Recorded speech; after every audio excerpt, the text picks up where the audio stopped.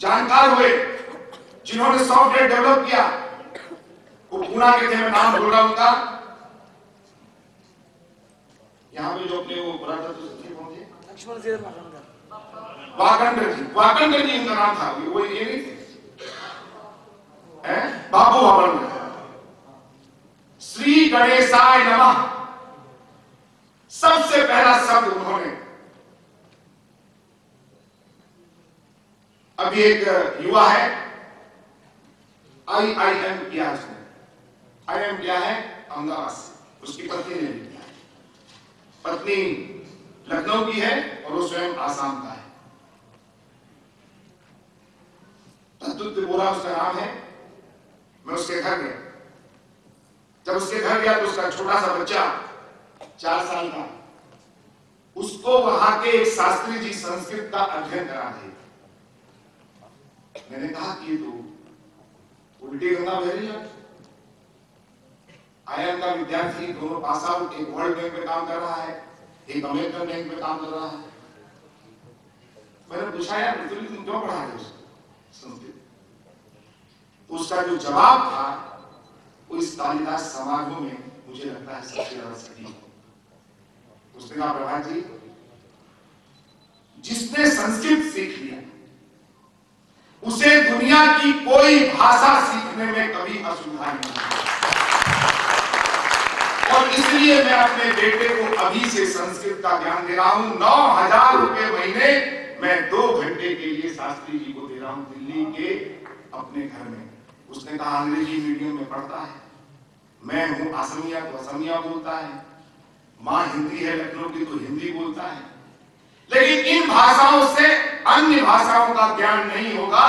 मुझे बचपन में मेरे पिताजी ने संस्कृत पढ़ाया था और उसने 2-4 श्लोक सुनाए मुझे, और उसके बाद कहा कि मेरे मन में आया कि मेरा बेटा यदि संस्कृत सीख लेगा इस उम्र में, जिसमें ग्रास्पिंग पावर, ग्राही शक्ति बहुत जबरदस्त होती है, तो शायद मेरा जीवन तर जाएगा और भारतीय संस्कृति को कभी यह भूलेगा नहीं।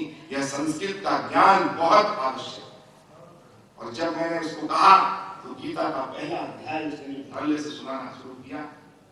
भाई और बहनों, हम सब लोग अधूरे रह जाते हैं। कॉन्वेंट नौकरी दे सकता है, रोटी दे सकता है, लेकिन सच बता रहा हूं मैं आपको, कॉन्वेंट आपको आत्मविश्वास, मातृशक्ति की वंदना, संस्कृति के प्रति साहस कभी प्रदान नहीं कर सकता। यह प्रदान कर सकता है तो आपको संस्कृत संस्थानों को चलाने वाले जो लोग हैं, वो संस्कृत संस्थान ही दिला सकता है। कालिदास जी के जीवन को सार्थक करना है तो खाली मध्य प्रदेश सरकार या अकादमी या विश्वविद्यालय के माध्यम से नहीं होगा। इसमें हम सबको जुटना होगा। जब वो श्लोक पढ़ रहे थे, वसुदेव सुतम देवम कंस चारुमर्दनम देवकी परमानंदम कृष्णम वंदे जगद्गुरुम, हम लोग बहुत छोटे थे तो पिताजी हम लोग के हाथ पाते थे। भारत की हर प्रांत संस्कृत से शुरुआत होती है। फिर उज्जैन तो ऐसी महानगरी कौन भूल सकता है, यहाँ राजा महाकाल विराजित, विक्रमादित्य की नगरी, कुछ समय के लिए राजा भोज की नगरी। आज किसी को कालिदास कह दीजिए, अरे कालिदास मतलब लिखा पत्थर, उसको कुछ नहीं आता, ऐसा कहा जाता है। लेकिन ज्यों-ज्यों कालिदास की प्रकाश उसके साहित्य के प्रकाश पुंज में जगत जगमगाने लगा है, तो लोग यह मानने लगे हैं कि मेरा भी बेटा अगर कालिदास हो जाए तो मैं धन्य हो जाऊंगा। चाणक्य के लोग मजाक उड़ाते थे, चाणक्य मतलब चुगलखोर, बदमाश। लेकिन जब चाणक्य चित्रण पर हुआ, उसको यदि एपिसोड के रूप में लोगों ने देखना शुरू किया, जब वो दूरदर्शन पर आना शुरू हुआ, चैनल्स पर आना शुरू हुआ, धारावाहिक के रूप में, तो भाई और बहनों, उस चाणक्य के चरित्र को जब हमने पढ़ा नहीं था, तब लगा कि चाणक्य ने चोटी क्यों खोली थी, चणक ने किसको पढ़ाया था, चणक को क्यों मारा गया, चणक के खोपड़ी को, सिर को क्यों पेड़ पर लटकाया गया, और लटके हुए पेड़ को देखकर चाणक्य के मन में क्या जगा था, और उसने क्या शपथ ली थी, और कैसे पैदा किया, पैदा किसी ने भी किया हो, कैसे खड़ा किया चंद्रगुप्त मौर्य। और ये चीजें आपको समझनी पड़ेगी। अपना शास्त्र, अपना शस्त्र सदैव काम आता है। हमें विरासत में जितनी चीजें पुरखों ने दी है, विश्व के किसी भी राष्ट्र के पास उनके पुरखों ने विरासत में उतनी चीजें नहीं दी।